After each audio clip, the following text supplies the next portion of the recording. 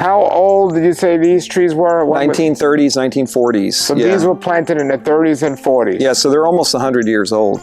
Okay. A lot of them. So after Hurricane Ian, it hit us, you know, a couple of years ago.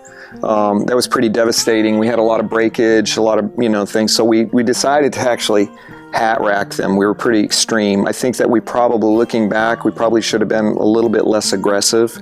But you know, you live and learn. 20 by 20, I see you planted some trees in the middle between those. Yes, so we did. So our future vision for the property is to keep even the older trees shorter. We're in recovery mode, restoration and recovery simultaneously here due to the hurricanes we've had. Is mangoes your favorite fruit, or? Yeah, mango's the king of fruit. Actually, durian's the king of fruit. Yeah. We try to grow as much of our own food and eat our own food as much as possible, and we're headed more and more in that direction all the time. We don't use a lot of fertilizer, but what we do use is fish emulsion. So you said these trees are almost 100 years old? Yeah, yeah. Some of them are doing better and responding better than others, but yeah, it's a labor of love for sure to be a farmer, you know. Hello everybody, welcome to Fruitful Trees. I am here today with my friend John at this amazing community. This community is a mango heaven. John, thanks for being on the show here today. We're happy to. Thank you for coming out here, Paul. You're going to take us around and show us all the amazing trees you have here. Sure, we'd love to. Speaking of which, we're in front of this tree, this beautiful big mango tree. Tell them what this tree is. This is the granddaddy of all Bailey's marvels. It was planted here in the 1930s by the Bailey brothers, two brothers that worked really hard at creating this beautiful mango grove.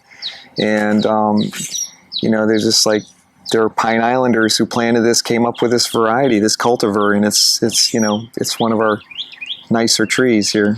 The original Bailey's marvel mango variety tree. Here we are. How old is this tree?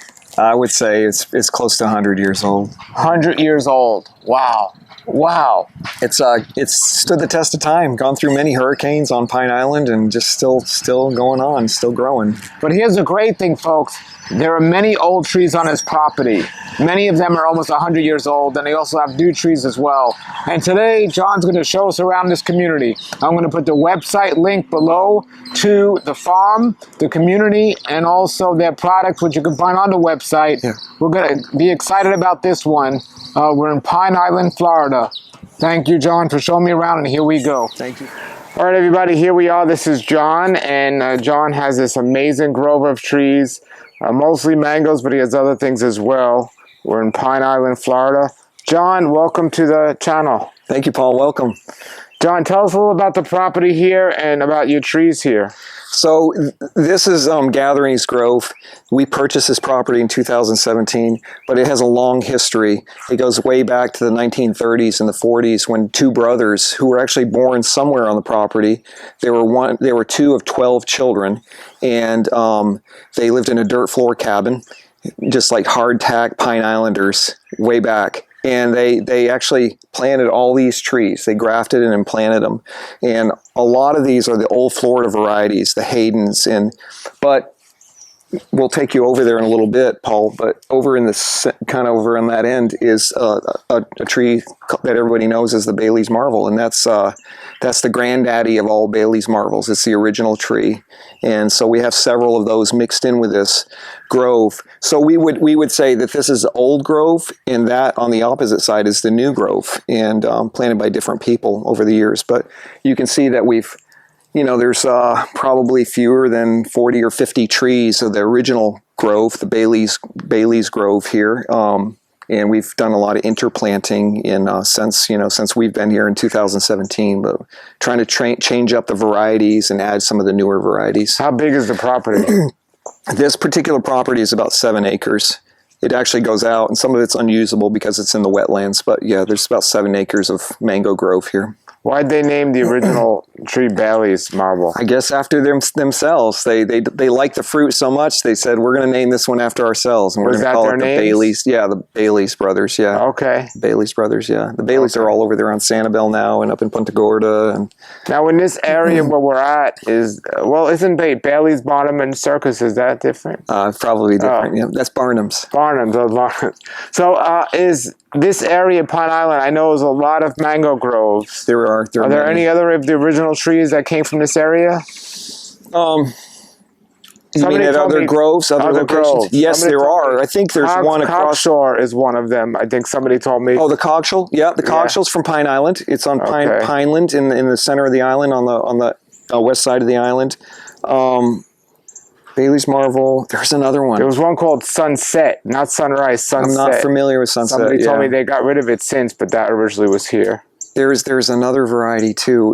In Steve with Fruitscapes, Steve Kapoor with Fruitscapes would know that for sure. All right, so we're going to try to visit other places, but I'm excited to be here and take a tour around your trees.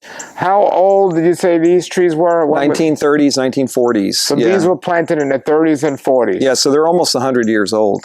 Okay. A lot of them. So, and they definitely look cut back. So when you came here, were they super big and you cut them back? Yeah, exactly. They were 25, 30 feet tall. Even in the newer grove behind us, those trees were very, very tall. And we just thought, we got to cut these back. So the first year we cut these back a third. And then we wanted to do it, like responsibly. We didn't want to shock them too much. And it just made it very, very difficult to pick the fruit. You had to rent a lift, and it was costly, and so it just wasn't efficient, and it was cost prohibitive. So we decided to gradually come back. Now, after Hurricane Ian, it hit us, a couple of years ago. That was pretty devastating. We had a lot of breakage, a lot of things. So we decided to actually hat rack them. We were pretty extreme. I think that looking back, we probably should have been a little bit less aggressive. But you live and learn. And so they actually started recovering. But this past September, when we had Helene and Milton within 2 weeks, like 2 weeks to the day, apart from one another, it caused a lot of issues with the trees. And you can see there's not a lot of foliage on them. There should be more, obviously, but they're making a comeback now that they've come out of dormancy.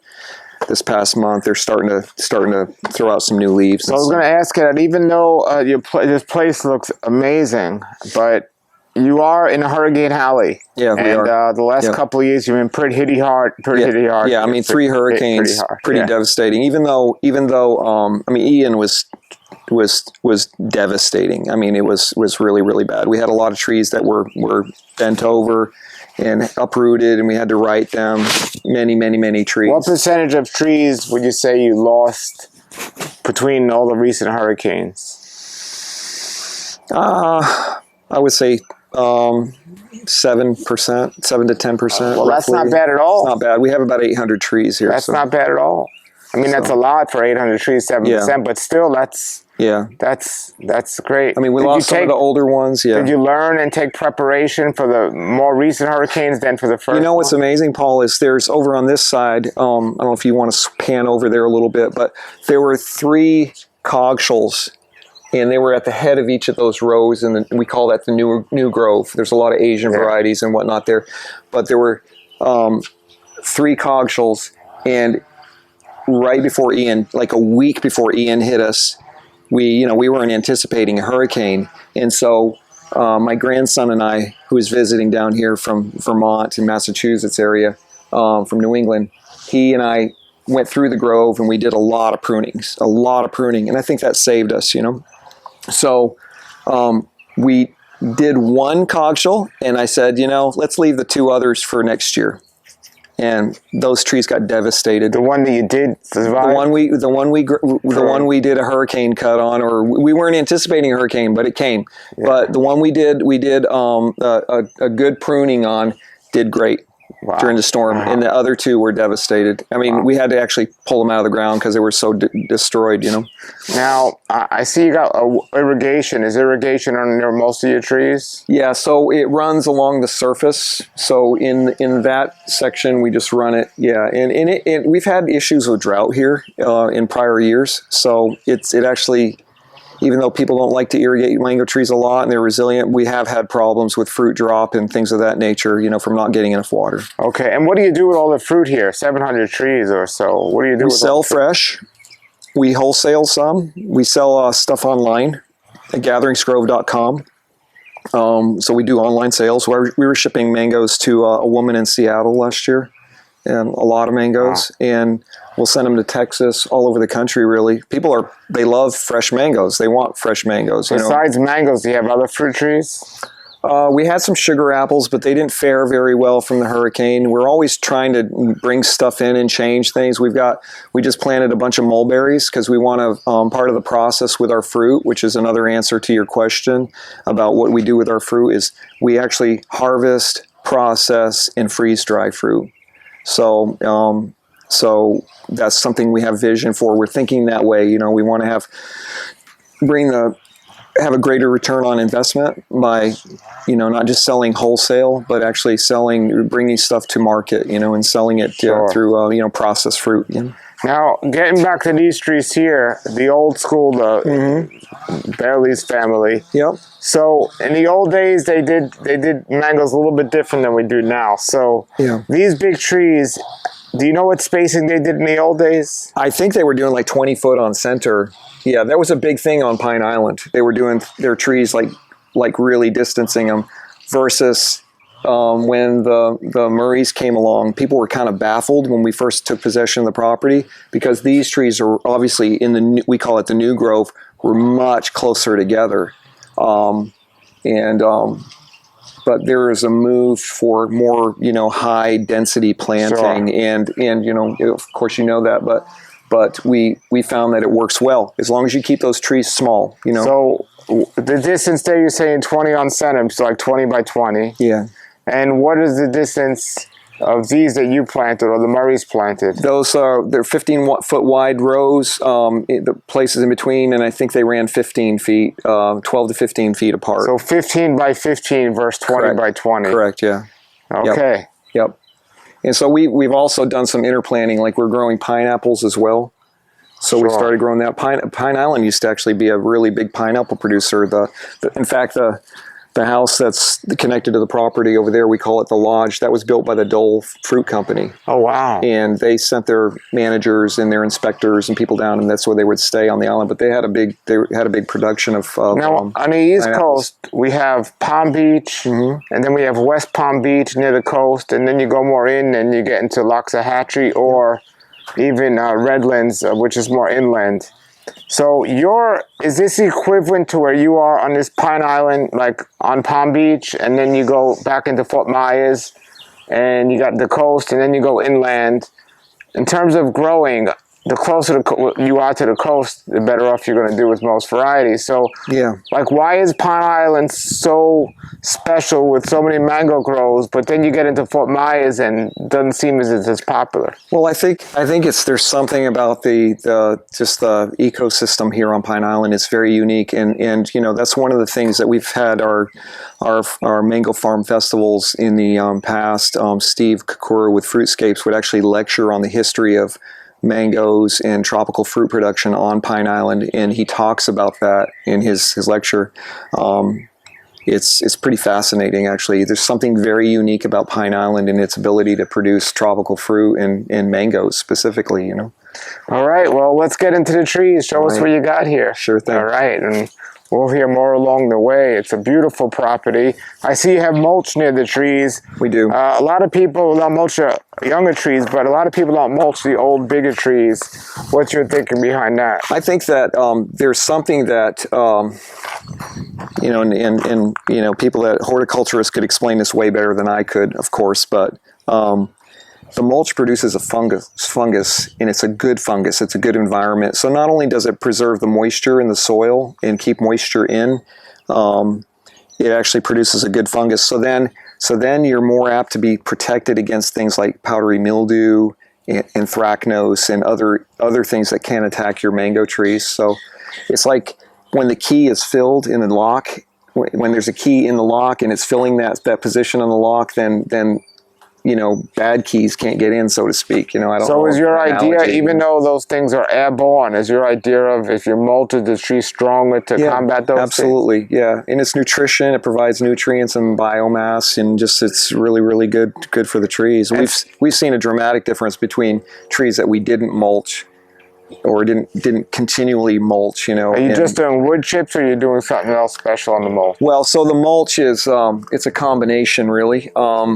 Some of this mulch you see here around this tree, that's actually from all the vegetation and the trees that were destroyed in Hurricane Ian.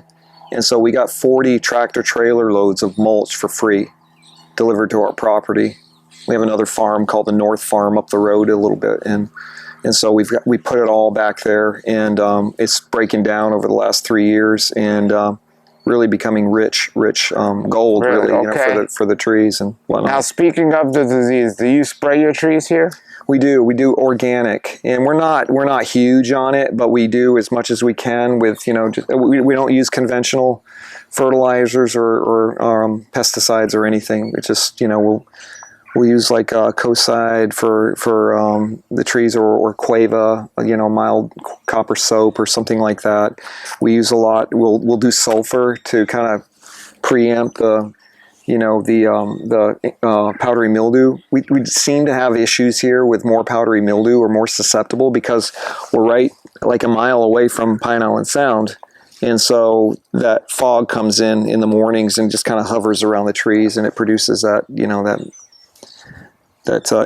rich environment for. Is that a new issue here, or has it always been an issue out here? I think it's always been. Do you know what they did in the old days, for that? You don't know? No, I don't. Okay.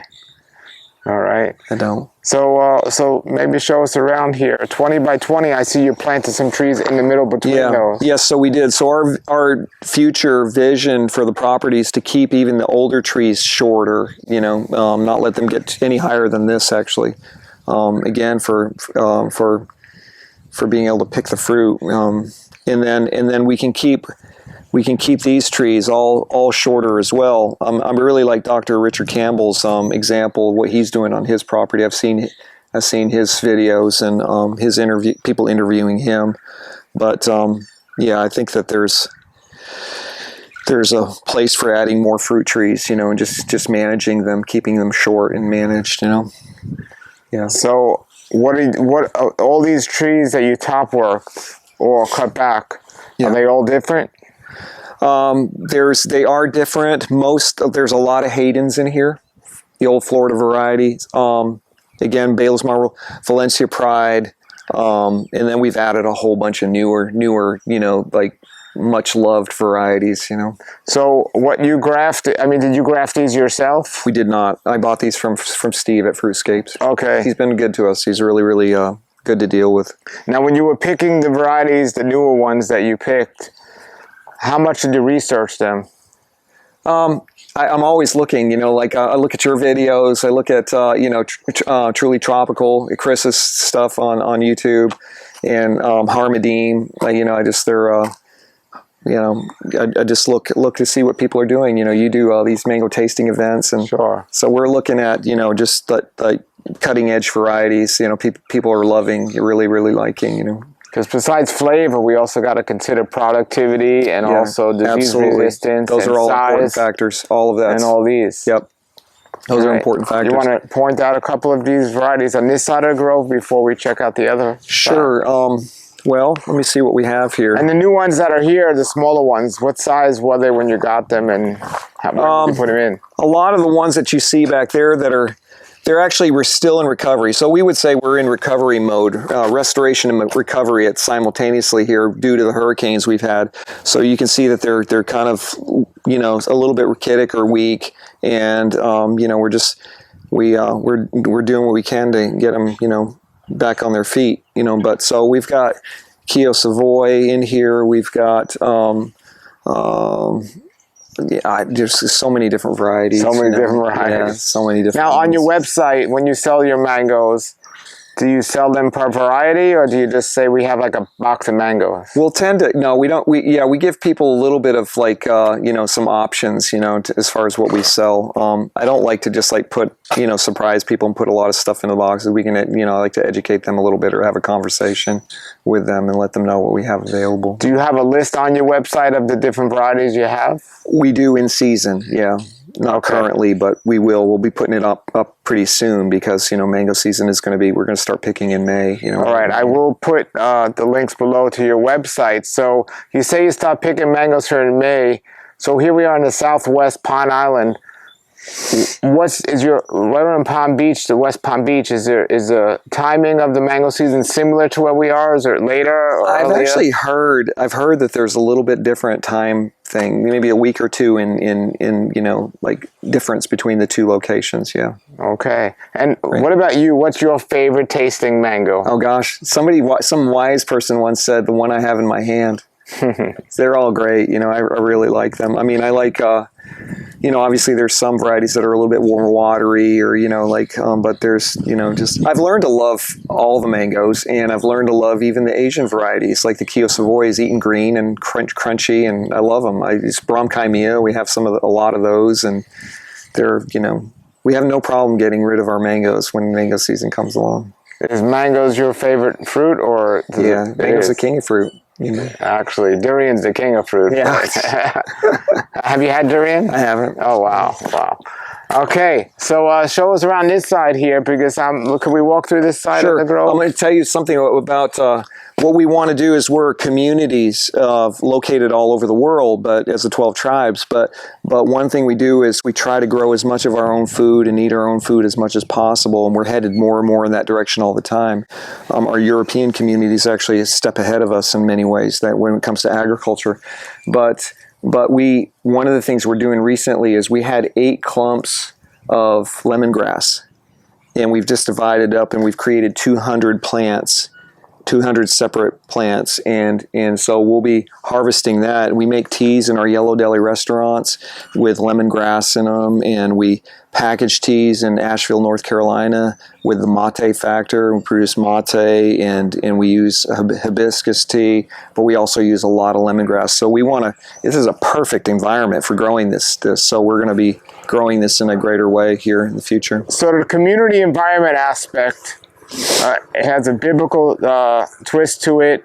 How many communities are around the United States or around the world? Gosh, we have so many. Even in New England, I think in New York State we have 5 or 6. So there are several. Now, do the communities work together? Do you trade mangoes for what they grow in that region, or not? Or the first year we were here, we sent like 8,000 pounds of mangoes up to New England, and people were just loving the mangoes. They never get mangoes. I mean, you go to a grocery store and you just don't get the same experience, We had one of our brothers up in New York, got one of our mangoes that first year, and he said, "This is what I remember from India." He said, "I haven't had a mango since I went to India, many years ago." So now, people watching this are going to hear the word community and see mango growing. Yeah. And they're going to get into how do you join a community like this. Yeah. You and I will do another video about that, everybody, and I'll put the link below. When that's done, we'll either add it or something else. But, it's a very interesting, a beautiful thing they got growing on here. And definitely, is this open to the public to buy mangoes? Absolutely. It's not a U-pick, right? No, it's not. We're not really insured for U-pick, and then we want to control what and I think other mango growers can appreciate that we want to control what's going on and so you don't have the general public climbing the trees and falling out of the trees and breaking their arms or breaking limbs or destroying the trees. So. And do people call you when they want it, or they just place it on the website? Both. They come to the farm stand. We'll have a farm stand. You got a farm stand during the season. Yeah. All right. Yeah. Show us around here. You got the lemongrass, and wonderful gardens we passed on the way in. Sure. So you're trying to get as much food. You want to eat all your food. That's my goal for growing trees, actually. Yeah. That's my number one goal, and I find not that many people have that same goal like I do. But that is wonderful. Now, I know it's mostly mangoes here. Mm-hmm. With that goal in mind, would it, I don't know how much more extra room you have, but we got lots of room. okay, good. Because do you have plans to have other trees that come into season when mangoes aren't in season to achieve your goal? Yeah, so we're just planted, if you want to walk over this Sure. way. So we have pineapples growing. I think we planted like 600 pineapple plants last year. Some of them grown from tops, cut from the tops. Some of them we purchased you know, from other pineapple growers. Sure. So we have pineapples, and we just recently planted mulberries. So we're going to have a lot of mulberries. And we took the sugar apples, some of the sugar apples out because they were so hard hit by the hurricanes we had last year. We did have some surge here for the first time. So we're planting, you can see the sugar apples. We're getting ready to remove all of those right there that are not doing well. And we planted over there, we planted mulberries, and we're going to continue the mulberry thing here. So we'll have lots of mulberries, and we want to freeze dry those and produce them. Okay. And so the other thing about it is, about our customer, so to speak, is that we have markets all over the country, and common sense food markets attached to our Yellow Deli restaurants. It's more of a trend for us now in our development. And so they're just like clamoring for products that we make in our communities, and people trust us because they know we have a high standard of quality, you know, like whether it's body care products, natural body care products, or truly natural, in the common sense products we do, or the Gatherings grow freeze-dried fruit. You know, we want to grow as much as we can and source locally from the local farmers. And, you know, like we just went and got strawberries, organic strawberries, and last night we spent, you know, a couple hours processing them and freeze-drying. And so that's our vision going forward, to be able to provide food for even our markets, you know, that people can come in from the general public and purchase our products, you know. Sure. How many mango trees would you say you have in this property? So I would say we have about 800 trees at this point. Okay. And some of them are, you know, still recovering. If you look at these trees here that are bent, going this way, there's some history for you. That's from Hurricane Charlie. Okay. In 2004. So the Murrays planted this grove in the late 90s, early 2000s, and they got hit with Charlie in 2004 or 5. I can't remember exactly when it came through, but it came the same trajectory as Hurricane Ian, came right over the top of us, and so they were pretty disheartened by it, and they didn't really take the time to right everything. But you can see there's some trees that with some pretty dramatic curves in them, you know, but they bounce back. They bounce back, yeah, and they're still producing, yeah. So these, how many various varieties would you say you have of these trees? I would say we have about 65 different varieties 65, here. okay. Just guesstimating, yeah. So you can see these are still in recovery mode from the hurricane, and we're spraying them and taking care of them. And how do you label these trees? I have a key. But when they're still young, we try to keep the nursery tags on them as long as we can. When you say you have a key, what do you mean a key? I have a grove key, and it just like it lists all the trees that we have on the property. Oh, like a map. Like a map, okay. yeah, Okay. so to speak, yeah. All right, so these 4 rows here are Namdok Mai. Really? Yeah. That many Namdok Mai? It's about 100. So who made the decision to plant 100 Namdok Mai? The Murrays did. The Murrays did. Yeah, and then we'll fill. I've filled in a little bit where trees were damaged or we had to replace or missing. That other row over there is soursop. Soursop has a tough go of it here. There's the trees that are still standing are like the survival of the fittest. They're still doing well, but there's a number of them that on the first row that we had to remove because they didn't. Was that the Murrays planted them? No, we did. Okay. I did. Yeah. So everybody helpers. So this is, you said 15 by 15. Yeah, this roughly wherever there's a and it varies. It's just like sure. So in the next row over of the swale here, on the other side of the swale, was those are all bronchimeias, and that's a great mango. We really are. I love a bronchimea, and do you eat them green or yellow? Do you eat them green? They eat them green. Yeah, they're still sweet when they're green. They are. Yeah. Our Asian customers love it. I can. They could just. Yeah. They can't get enough of them. So. Very nice. So you have.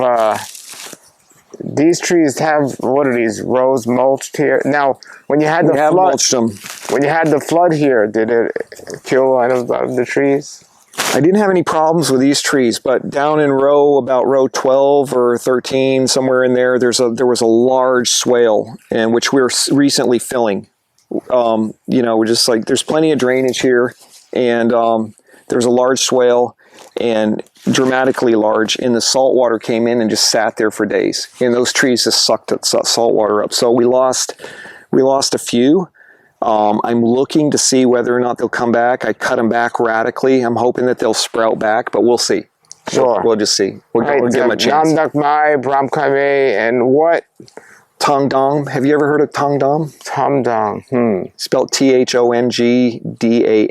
Tong Dong. It's Alex might have mentioned it. It's called black gold in Thailand. Oh, really? And it's deep green. I mean, it's a beautiful mango. And the inside, it's gold. It's a golden, yellow, orangey color. It's a terrific mango. It's not well known, but we have several of those trees. Okay. Which I'd like to actually get someone to graft some for us and replace some of the ones we have missing, because it's a great mango. It doesn't have it's not a commercial grown mango because it just doesn't have a long shelf life, I wonder if Tropical Acres has it, do you know? Maybe. Alex, he's got a lot. Yeah. Alex came out one day. He gave me some good words of wisdom and advice. I had him come out. He actually took a picture of the Bailey's Marvel and put it on Wikipedia. Oh, really? Years ago. Yeah. All right, and getting ready for mango season here. Huh? We are, yeah. So you can see there's not a lot of fruit this year, again, because of the hurricanes in September. It's just like if this was last year, the Nam Doc dice were loaded. We had a lot of Nam Docs, and this year there's not much of anything. Do they have a split? Split what? Oh, yeah, they do. Yeah, the Nam Doc Mai. Yeah, split. and the Falans do as well. They just like Falan in Thai means thunder, and they just like pop, Oh, you got flan. You got a lot of flan. Yeah. So you got a lot of those. We do. We have a couple of rows, or a row and a half of those. So when they split, are they not edible, or are they still edible? I think you can eat them if you get to them right away. But if you just let them sit on the tree like that, then you're not going to want to. We're not going to. Now these trees here, this is 15 by 15. They're a nice size, right? But you got to work to keep them at this size. Do every year. You got to be pruning, and which is worth it, because they're gonna. It's like Dr. Campbell said. I've learned from just watching his videos. I'd love for him to come out here sometime, but he talks about how you got to view mango trees as a vine, and the life has to go into the fruit and the vine, and not into the wood in just like the upper story of it, and you got to work to keep the. But here's the thing, you're doing the high density, but then there's the ultra high density. Right. And people, they get all excited for the same idea what Dr. Campbell's doing. Yeah. And they'll plant 10 feet from each other. Yeah. And they'll say the same thing, as long as you cut them back, they'll be fine. Right. What, in your opinion, with experience doing this, and I know my viewers are going to not like that I'm asking you about spacing, because I ask everyone, but you have the experience here. Yeah. What's the best you can get away with? If you wanted to have your own personal little yard and you wanted to do 10 feet, do you think that would be just as successful as 15 feet if you kept on it? That's the thing. Is if you got to be devoted to it and take care of it. It's got to be like almost like raising children, so to speak. You can't just let it grow. And the tendency is to plant something and just kind of let it grow, but then pretty soon it's 20 feet, 25 feet tall. And I mean, I've heard this. I don't know if I'm not an expert, but I've heard that mango trees can grow 2 to 3 feet a year. So we're always in the pruning business. If you're a mango farmer, you've got once a year after harvest, you're in there cutting back the trees, Sure. And how many mangoes do you get from a tree this size, would you say, in a good year? It varies. We probably get 100 and 120 pounds, maybe 100 pounds. It varies from tree to tree. On average, if a mango's 1 pound, so you get 100 to 120 mangoes on this size tree. That's generous, yeah. I mean, because we're still working on production and knowing what the trees need and all of that. I mean, one thing as far as fertilizer, we don't use a lot of fertilizer. But what we do use is fish emulsion, and we pump it out of tanks, and it's our own fish emulsion from Alaska. Every year we send a group of people up to Bristol Bay in this little place called Igigig, and we we harvest wild Alaskan salmon, and it's the best salmon. And from there, we sell it to the general public, but we also make it available to our communities. But right there, they'll take the byproduct of the fillets, everything else with the fish, and they'll grind it into the best fish emulsion. And so then we distribute it to our farms in the United States. Sure. So we get fish emulsion shipped here, and then we just run it through our irrigation. Do you have any beehives on the property? We have had. We've got some wild bees. We've had quite a few hives actually at one time. But it's the travel between North Carolina every winter back and forth was a little bit, cost prohibitive and a little difficult. But we want to get back into doing a few hives, more recently. To travel for the bees or to travel for you? Travel for both of us. Oh, okay. All right. Well, so we're going to walk through here, everybody, and just give you a better idea how this looks here. The original trees on this side of the grove were planted when? In the late 90s, early 2000s. And what was here before that? Actually, the old grove, we call the old grove that the Baileys planted, was all the way down through here, and it went north. And so it was a huge grove. I mean, two men just planted, without like. And they were all Baileys or seedlings? No, they were Haydens and Baileys and they were in Valencia this side Prides and things of that nature. Yeah, they went way down here. So were those and through the fence on the other side there that you can barely see? They went through that property as well. Were those trees removed or top work? Those were just removed. It's not our property. Well, what about the ones here? Were they removed? They were removed, yeah. Why not top work? I don't know. It's just a decision the Murrays. Who could answer your question better is Steve and Jesse with Fruitscapes, because they were involved in it, And you said on the other new yard over, your neighbor. Yeah, they just removed those trees. All the trees. What are they going to do with those over there? They're planting palm trees. Palm trees. Yeah. Oh, wow. Wow. And that's something we have to do. We have to decide what we're going to do, because we've got to build a barrier. We've got to put some sort of barrier up with, like areca palms like we've done here. A prior owner did this. We've got to create some barrier, because just wind block from hurricanes and storms, and just making sure that I don't know what their intentions are as far as spraying, because we want this to be, we're transitioning organic. And so we don't want to. Well, in terms of spraying, have you experimented personally, like with not spraying, or do you just go on the history and the record of others? No, we have. We've the prior owner we bought this property from in between the Murrays. They would some years not do a thing, and they'd have a great crop, and then other years, but they tended to just put some mixed minerals down, and that would be it, But spraying is. But you said they didn't do anything. They didn't spray. Well, they have different times. They've done different things. I mean, these trees are, we're treating them now, but they've got some anthracnose in them, and we've got to deal with it, So we'll use like Quava or something like that to spray that. And the ideas of the sprays, I mean, excuse me, they're a little, even though they're organic, they're still somewhat toxic. Yeah, they are. So you have to be careful. Is this something, you say be careful, but is this something, is this an easy decision? Like, is the amount of mangoes you get way out the toxicity of possibly the sprays, but it's also getting into the ground and these things. Is this a no-brainer to spray, or is it something you struggle with? I think it's something we struggle with, we want to be careful for sure, and we just want the best for those that are consuming our fruit and for us, as far as safety and in the environment, Because it is questionable that even the more organic the spray is, the less effective they are on a disease. Yeah, that's true. So it's a decision people are going to have to make. I mean, we've tried different things, like last year we were just like South Florida was struggling everywhere with powdery mildew, It's awful, but no matter what I tried to do, we couldn't eradicate it, And obviously, you want to do preventative medicine for it, versus, just trying to, because you really can't, it's hard to get rid of it, if you do get an outbreak, I've recently, people contact me all the time, and somebody told me there's something they do when they get it, and a different method. Everyone has their own new method. I've tried different things. I've tried whey. I've tried, like rice water, that's fermented. I've tried all kinds of different milk. We've tried xylitol. We've tried different things, with different levels of. And that's people got to keep experimenting. That's how we learn. Yeah, that's how we learn. Yeah. And how often do you water these trees? When you were saying you water them, they should get watered. Here? They should get watered once a week for us because, again, it's been very dry, and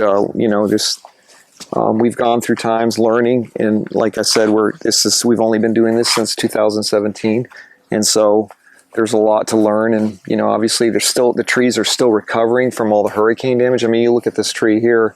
And this is a result of the hurricane, and just like beating these things up, like Hurricane Ian completely removed every leaf on these trees. There was nothing left, It's like pulverized leaves it was like brutal, 10, 12 hours of just high intense winds, just like sitting on top of us and churning, So I've friends, that were completely broken by these storms further south of us on the island. 3,000 trees completely submerged by seawater for days. Well, as far as the mango grove, that's pretty much it. I mean, we have a garden, which is interesting.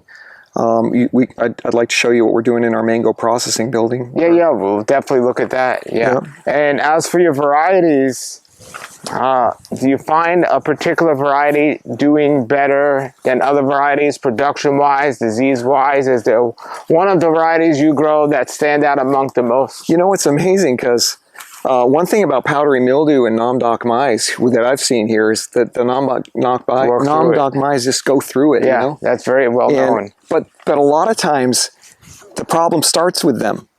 Yeah, it starts on this end and it spreads. So it's kind of thing. But just like you scratch your head and say, how does that happen?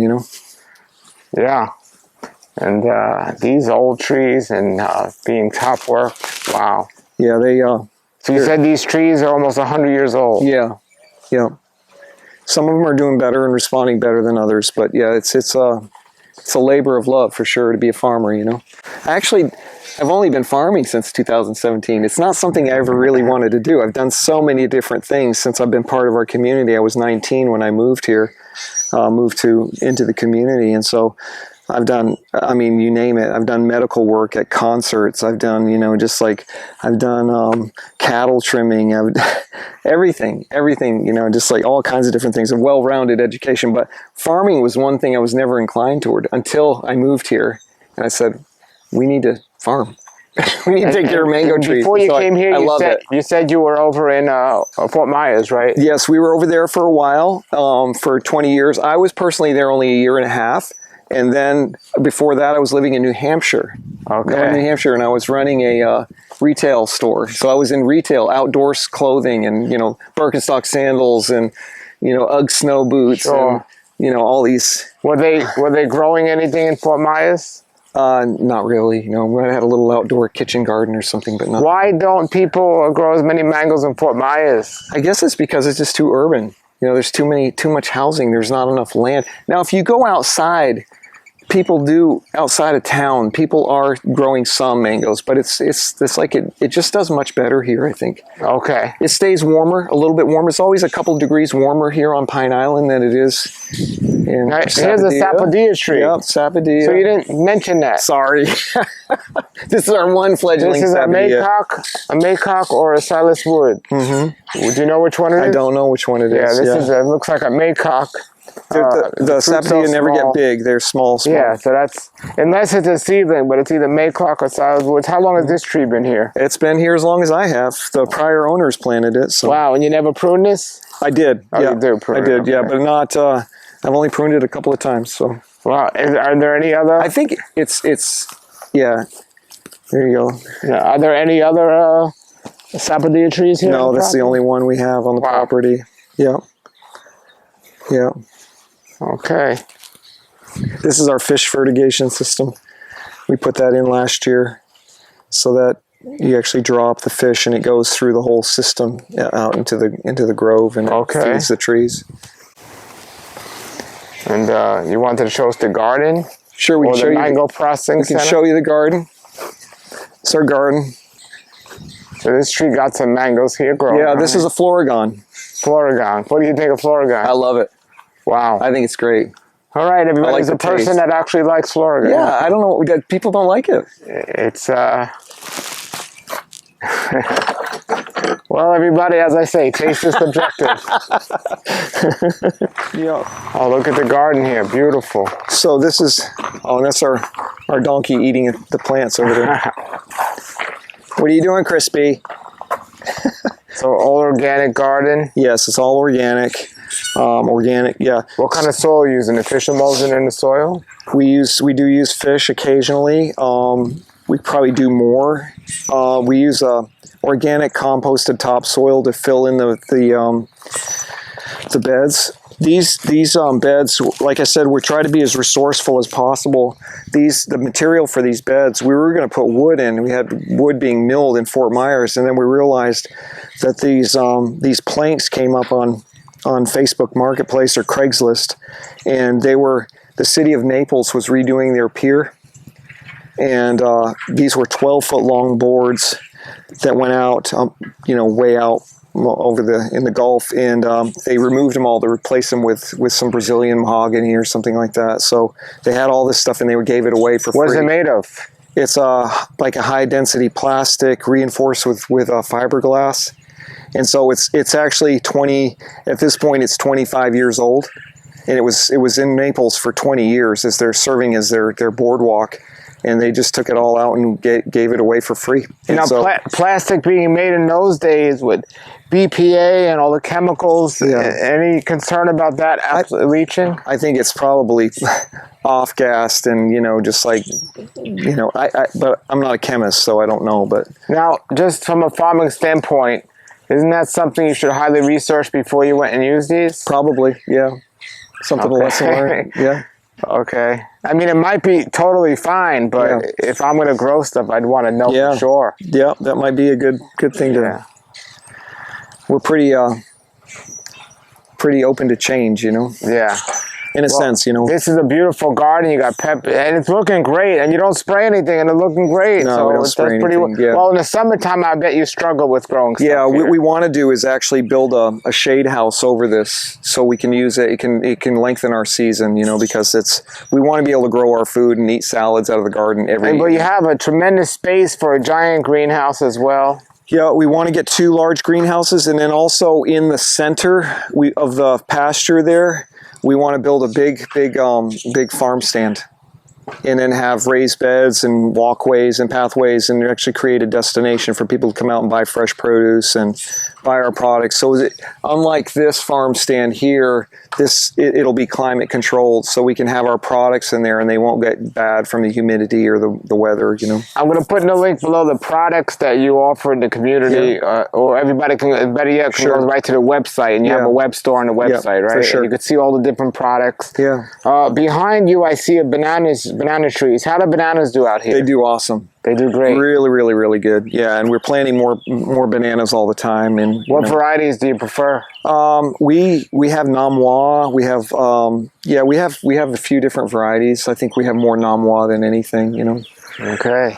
So this is storage right here, and just a little space. We're actually going to build another building in the future because this is too small for us. But okay, this is where we process our fruit. And right now we have 2 batches. We upgraded to extra large freeze dryers. We had 2 large units. And right now we have organic strawberries in there. And what temperature do you do them at? What temperature what? Do you freeze dry them at? It drops way down, and then it heats up. So it's all under, like a vacuum system. It's drying right now. It's at 52 degrees Fahrenheit, but it drops down to 40 below or more, How high do they actually get, though? How high does the temperature get? 125. 125? Yeah. Do you have control over how low or high it goes? Yes. Yeah, it's all in the system. They're getting better and better at making these things. It's amazing. And Harvest Right, that variety's been in business for quite a while, and they won't ship something that's like not gone through the proving grounds, you know. So they're great, reliable systems. For right now, it takes a lot of effort to fill that. It's quite a, like, you can do 40 to 50 pounds of fresh food for every batch, you know. So it's 100 pounds basically, 80 to 100 pounds of food that's going to be coming out of here in another 10 hours or 12 hours or so. So last night we had a whole push, we call it a push, and we were doing fresh organic strawberries that we went up, picked up in Duet from Wish Farms. And so we've actually did half of what we purchased last night. Those are blast freezers. They freeze everything very quickly. Within 20 to 30 minutes, it's frozen. And then we'll put it in the freeze dryer or put it in storage in our walk-in freezer and our walk-in cooler. And this machine here is an amazing gift. I found this on eBay, and we were looking to deal with any waste. We hate waste, and we didn't want our mangoes just falling on the ground. And you know, you can just sell so many in the middle of harvest season. So we were processing and making a mango puree, and we use it for smoothies. We use it for freeze drying. Actually,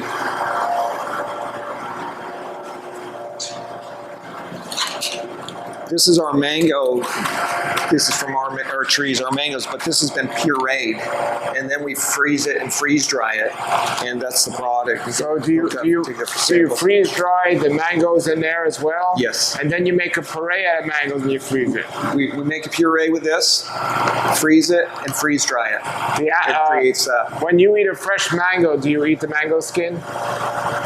It depends on what variety it is. So some of them you do? Yeah, like the Bromkeimia I would, Kia Savoy. So when you puree them, do you puree them with the mango skins? Yeah, so the skin comes off instantly. I mean, just like as fast as you can feed mangoes into this thing, it's just it pulps it just pulps it. Pulp comes out on the bottom, and the skin and the pit comes out of the front. Oh, really? Yep, separates it. So it doesn't automatically. It makes like an applesauce consistency mango puree, which is absolutely delicious. So you put the whole mango in there, and it automatically gets rid of the seed and the skin? Yes. Wow. And what's this machine called?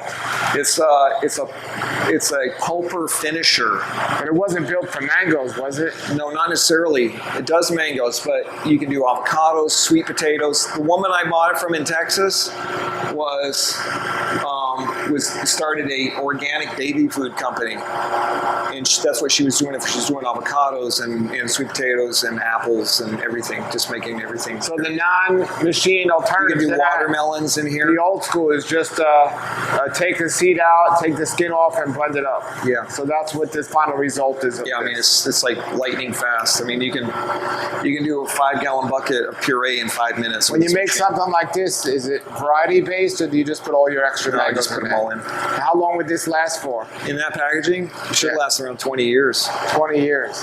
Pretty good. It's stored properly. You got to keep it away from the light, and you got to keep it away from the heat and whatnot. You have to store it properly. Yeah, here we'll give you a sample of them. When you say stored properly, like how long do you keep it away from light? Because it's sitting in the windowsill. Are you talking like keep it away from light for like a long time, or?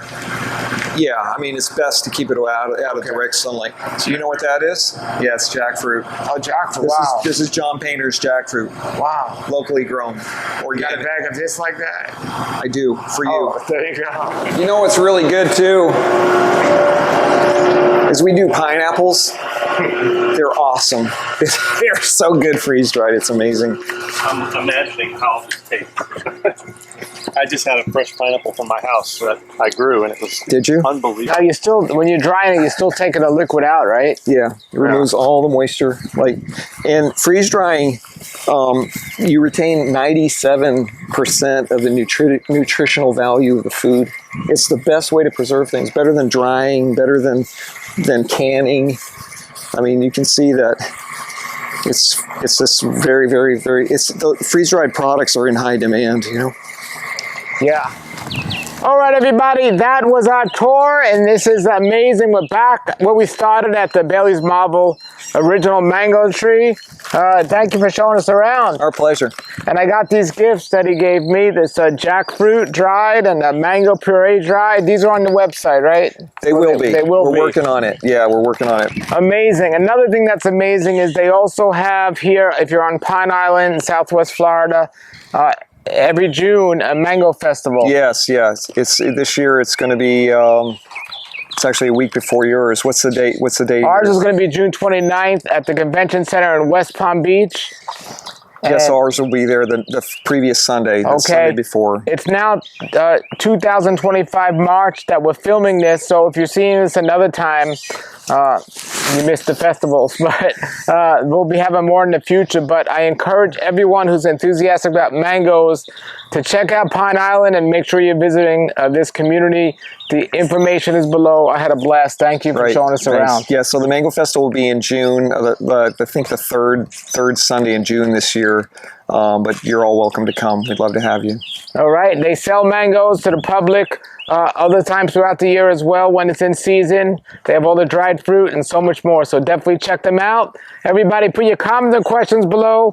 And if you're growing mangoes, you'd like me to come and visit you and feature you on the channel, my email's below as well. Thank you, everybody, for watching, everybody, and subscribing. Until then, everybody, have a great day and keep growing.